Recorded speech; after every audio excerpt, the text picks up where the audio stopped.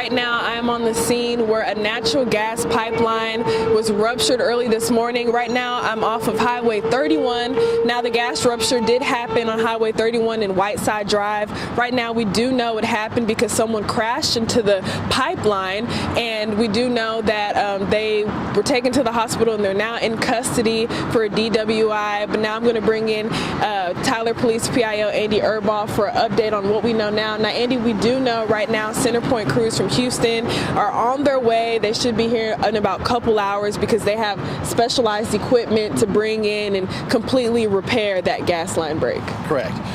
They were notified about 4:30 this morning to come out here. Our local crews of the gas company were able to seal a bunch of the smaller leaks, which has helped, believe it or not, the smell.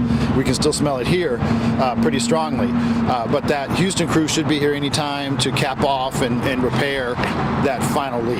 Yeah, and Andy, also what we do know is that the neighborhood where it happened near, about a block of those residents were told to evacuate. We know it is a very dangerous situation because that's why one of the officers was also sent to the hospital for inhaling those fumes, but he's now okay. So what is the update with the neighborhood and kind of the people who had to evacuate? Right.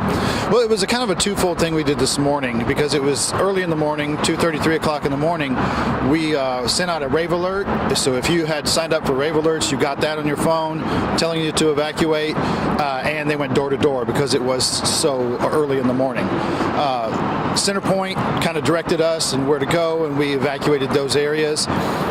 When Centerpoint gets done repairing, we will put another rave alert out and we will let people know they can go back home. As far as it was a sergeant that inhaled too much of the natural gas and had stomach issues and not feeling good.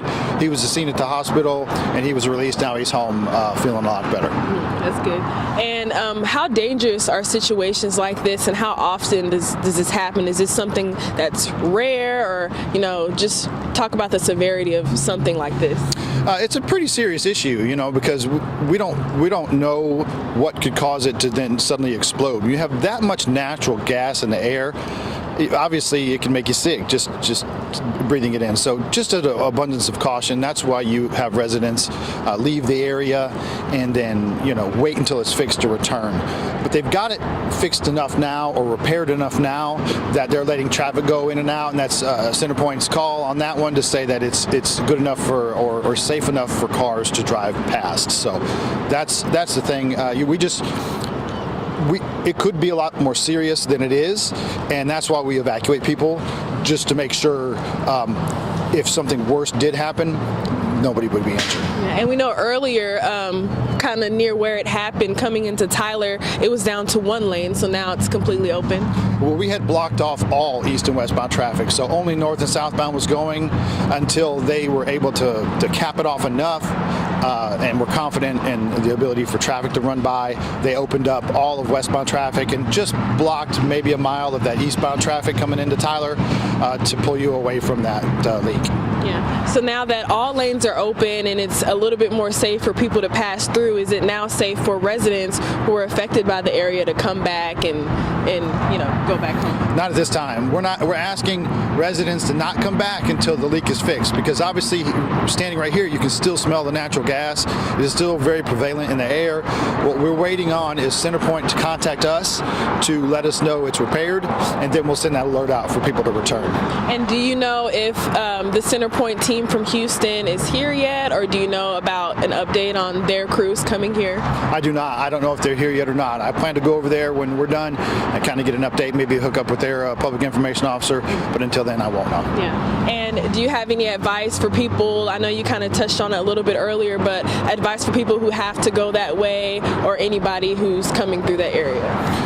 If you have to go this way, go this way. It's safe enough to drive past it, but don't walk near it or go near it, and that's what we ask, that media not even go down there, just simply because it's too dangerous for the public just to go down to it. So don't approach them, don't go down there. It is safe to drive past, though. All right, Andy, is there anything I left out that you would like to add? Maybe we can recap where exactly that gas line break happened. If you're going out of Tyler or right around Whiteside, it's just down in kind of the bottom of a hill is right about where it happened. It's a van that hit that natural gas line. So it's just right as you're coming into Tyler. But by the time you get to the loop, all the lanes are open. But it's just right in that area where natural gas can settle. It's down in like kind of a gully, and so just don't walk near it. And that's going to be your safest bet. Yeah, and for people who are just joining us, we do know that rupture happened because someone crashed into the main gas pipeline, and that person was taken into custody for a DWI. Are there any updates on who that person was or any other additional charges or how that even happened? I don't have that information. I know when they contacted him, they did their investigation and arrested him for DWI. I don't have his name at this time. Once I do and have it, I'll release it and any updates that we have at that time. All right. Thank you, Andy. We'll continue to follow this story throughout the day and keep you updated on when residents will be able to go back to their homes after this gas line is completely repaired, and also when CenterPoint crews from Houston make it down here to Tyler to completely conduct all the repairs. I'm in Tyler. Ayana Aird.